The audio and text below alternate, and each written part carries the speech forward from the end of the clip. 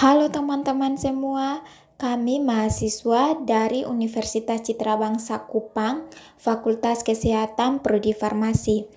Pada video ini kami akan menjelaskan tentang uji organoleptis pada mata kuliah Praktikum Kimia Analisis 1. Tapi sebelum kami akan menjelaskan terlebih dahulu materi kami, saya akan memperkenalkan dulu teman-teman saya. Tapi sebelum saya memperkenalkan teman-teman saya, terlebih dahulu saya memperkenalkan diri saya. Saya Yusi Amisa dengan NIM 184111032. Yang berikutnya ada teman saya Maria Gracia Inaudin Kuta dengan NIM 184111019. Yang keberikut teman saya Teresia Sofia Ora Aja dengan NIM 184111026. Dan yang ketiga ada teman saya Yasinta Lawi dengan NIM 184111029. Dan yang terakhir ada teman saya Yohanes Balamaking dengan NIM 184111030. Selamat mendengarkan teman-teman. Di dalam bidang farmasi, analisis kuantitatif ini berguna untuk mengetahui zat yang terkandung di dalam suatu sediaan obat. Tugas ini biasanya dilakukan oleh Ditjen POM sebagai pengawasan terhadap peredaran obat palsu dan obat terlarang. Di dalam industri farmasi, analisis kuantitatif ini berguna dalam melakukan quality control. Pengawasan terhadap kualitas obat ini dilakukan terhadap bahan obat-obatan setengah jadi, bahkan dilakukan terhadap obat yang telah beredar di dalam masyarakat. Pengujian ini merupakan cara pengujian dengan menggunakan indera manusia untuk pengukuran daya penerimaan terhadap makanan. Untuk mengidentifikasi kenampakan, bau, rasa, dan konsistensi makanan. Organoleptik dilakukan dengan sensasi dari rasa, bau atau aroma, penglihatan, sentuhan atau rabahan, dan suara atau pendengaran pada saat makanan dimakan. Sebagai contoh, rasa enak adalah hasil dari sejumlah faktor pengamatan yang masing-masing mempunyai sifat tersendiri. Dalam praktiknya dibutuhkan sarana dan prasarana yang memadai untuk memenuhi syarat dalam melakukan uji organoleptik. Uji organoleptik atau uji indera atau yang biasa disebut dengan uji sensori ini merupakan cara pengujian dengan menggunakan indera manusia sebagai alat utama untuk pengukuran daya penerimaan terhadap produk. Pengujian organoleptik ini mempunyai peranan penting dalam penerapan mutu. Pengujian organoleptik ini juga dapat memberikan indikasi kebusukan, kemunduran mutu atau kerusakan lainnya dari suatu produk.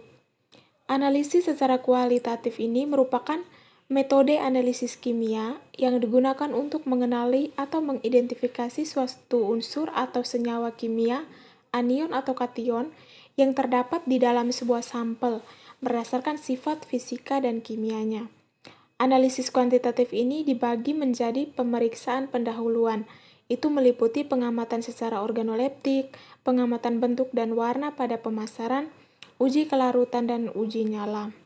Pengamatan secara organoleptik ini merupakan langkah awal dalam pemeriksaan pendahuluan. Kualitatif menggunakan dua macam uji, yaitu ada reaksi kering dan reaksi basah. Reaksi kering ditetapkan untuk analisis zat-zat padat, sedangkan reaksi basah digunakan untuk analisis zat-zat dalam larutan.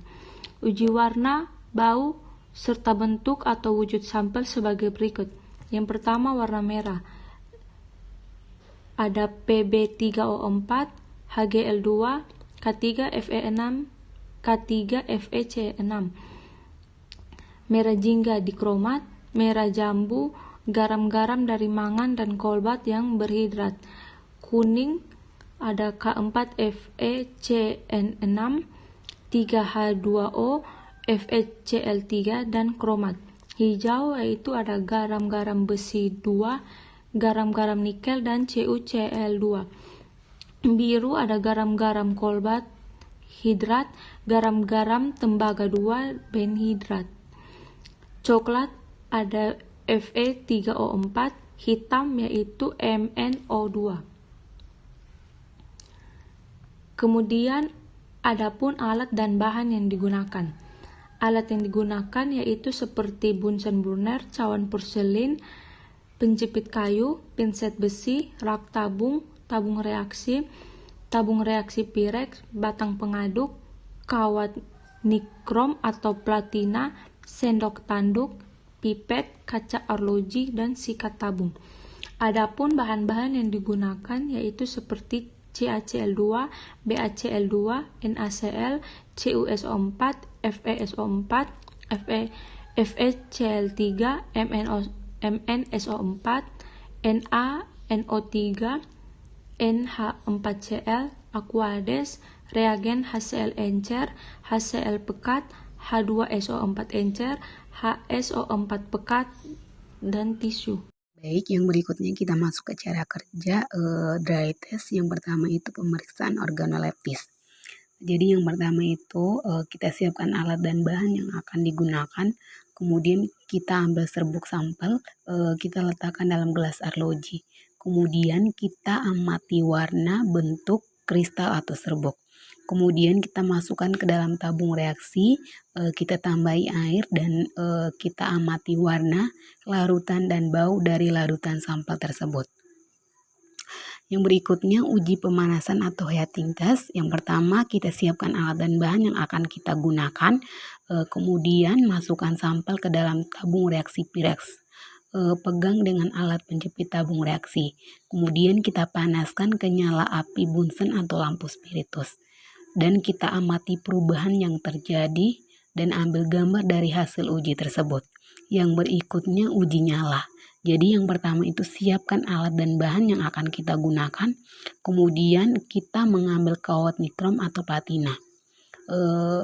Sebelum kita menggunakan kawat nikrom atau platina, kita bersihkan kawat nikrom terlebih dahulu dengan menggunakan asam HCl pekat dan dibakar pada titik terpanas dari lampu spiritus hingga tidak ada warna yang dihasilkan.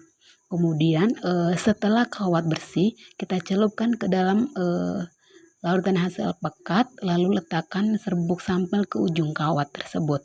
Kemudian kita pijarkan kawat tambah sampel tersebut di api Bunsen pada zona oksidasi bawah. Kemudian kita mengamati warna yang dihasilkan.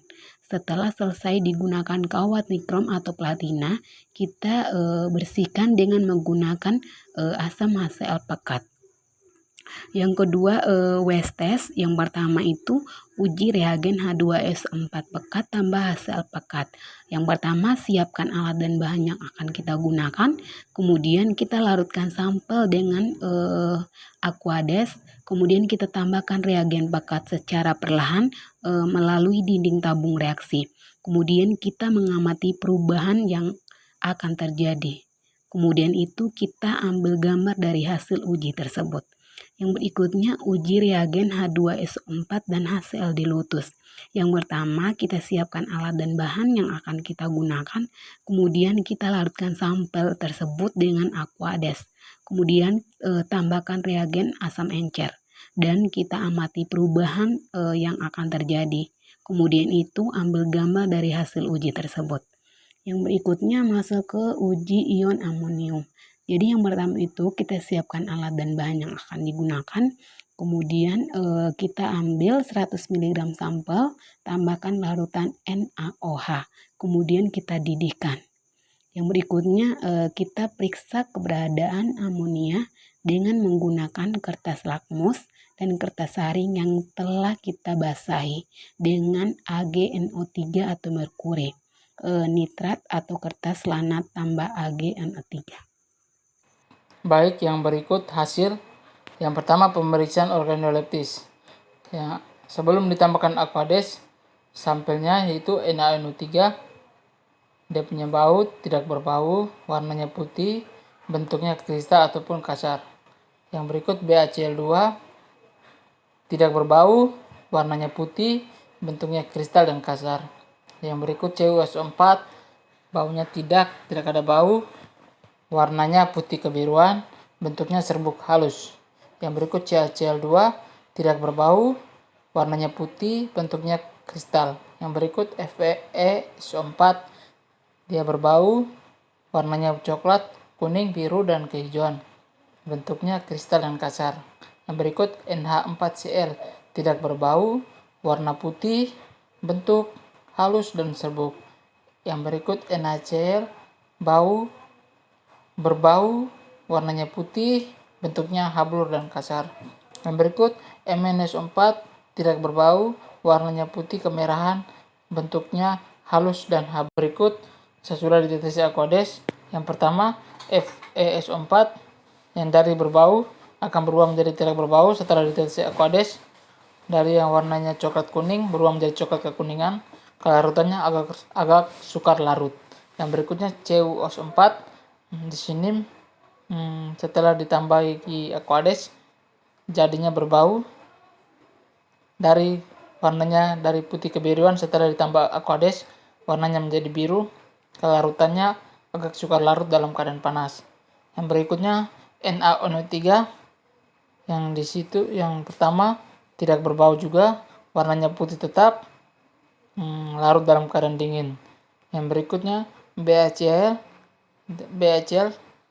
setelah ditambahi Aquades tidak berbau juga, warnanya putih tetap, larut dalam keadaan dingin. Yang berikut NaONO3, tidak berbau, warnanya putih tetap, larut dalam keadaan dingin juga. Berikut CaCl2 sini tidak berbau, tetap tidak berbau, warnanya putih tetap, larut dalam keadaan dingin. Yang berikut NaCl di sini setelah ditambahi Aquades dari yang berbau menjadi tidak berbau, warnanya putih tetap, larut. MnSO4 tidak berbau tetap setelah ditambah Aquades, warnanya dari putih kemerahan menjadi keruh, kelarutannya larut dalam keadaan hangat. Yang berikut NH4Cl tidak berbau setelah ditambah Aquades, warnanya putih tetap setelah ditambah Aquades, larut dalam keadaan dingin. Yang berikut FeCl3 tidak berbau, warnanya merah bata, larut. Yang berikut uji pemanasan. Di sini digunakan 3 sampel. Yang pertama natrium nitrat dengan warna kecoklatan. Yang kedua cupri sulfat dengan warna hijau keabuan. Yang ketiga amonium klorida dengan warna tetap putih. Yang berikut uji nyala. Di sini digunakan 4 sampel. Yang pertama natrium klorida dengan warna nyala kuning keemasan. Yang kedua barium klorida dengan warna nyala warna api tetap atau tidak berubah. Yang keempat cupri sulfat dengan warna nyala biru kehijauan. Yang keempat kalsium klorida dengan warna nyala merah kekuningan. Yang berikutnya West test di sini digunakan berapa sampel, di antaranya yaitu NaCl, CaCl2, BaCl2, NaNO3, CuSO4, FeSO4, FeCl3, NH4Cl, dan MnSO4. Beberapa sampel itu akan ditambahkan atau ditetesi dengan berapa sampel? Ada 3, yang pertama H2SO4, HCl, dan NH4OH untuk melihat apakah terjadi perubahan warna. Yang pertama saya akan membahas terlebih dahulu perubahan warna yang terjadi pada sampel yang pertama hingga sampel yang terakhir. Yang pertama, sampel pertama NaCl ditambah dengan HSO4, encer bening, pekat berkeruh. Kemudian ditambah dengan HCl, encer bening, pekat kuning berkeruh. Dan yang ketiga ditambah dengan NH4OH, encer dan pekat sama-sama bening. Yang kedua CaCl2 ditambah dengan H2SO4 untuk encer putih berkeruh dan pekat putih susu. Kemudian ditambah dengan HCl untuk encer dan pekat sama-sama bening. Yang ketiga, ditambah dengan NH4OH untuk encer putih berkeru dan pekat bening. Yang ketiga atau sampel yang ketiga BaCl2 ditambah dengan H2SO4 untuk encer dan pekat putih susu. Dan ditambah dengan HCl untuk encer bening untuk pekat putih susu. Kemudian yang terakhir ditambah dengan NH4OH untuk encer dan pekat berkeru. Yang keempat, NaNO3 ditambah dengan H2SO4 untuk encer berkeru untuk pekat bening. Yang kedua ditambah dengan HCl untuk encer dan pekat sama-sama bening. Dan yang ketiga ditambah dengan NH4OH untuk encer dan pekat sama-sama bening. Yang kelima, CuSO4 ditambah dengan H2SO4 untuk encer dan pekat sama-sama biru. Kemudian ditambah dengan HCl untuk encer tidak berwarna dan pekat hijau. Dan yang ketiga ditambah dengan NH4OH untuk encer biru dan untuk pekat biru pekat. Dan yang keenam, FeSO4 ditambah dengan H2SO4 untuk encer putih kekuningan dan untuk pekat kuning kehijauan. Dan yang ditambah dengan HCl untuk encer hijau samar dan untuk pekat kuning kecoklatan.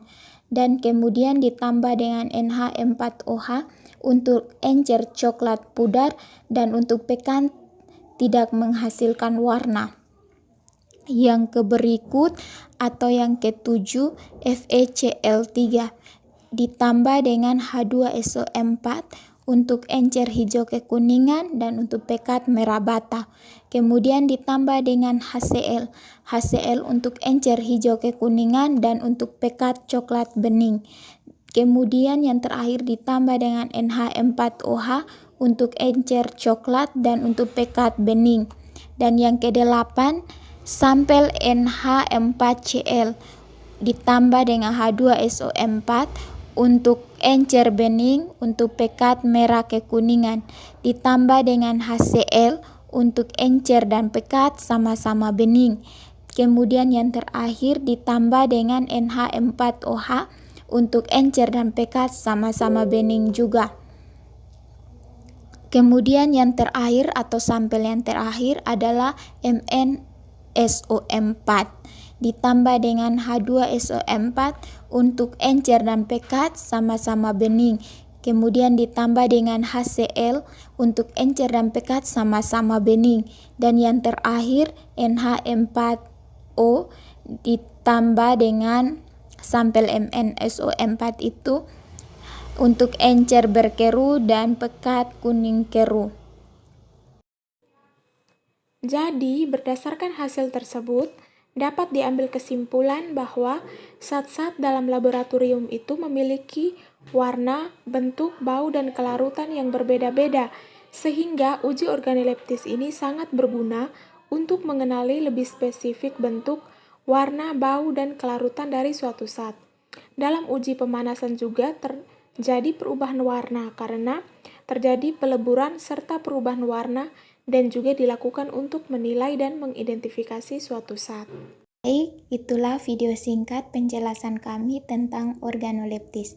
Semoga apa yang sudah kami jelaskan bisa bermanfaat bagi kita semua. Terima kasih.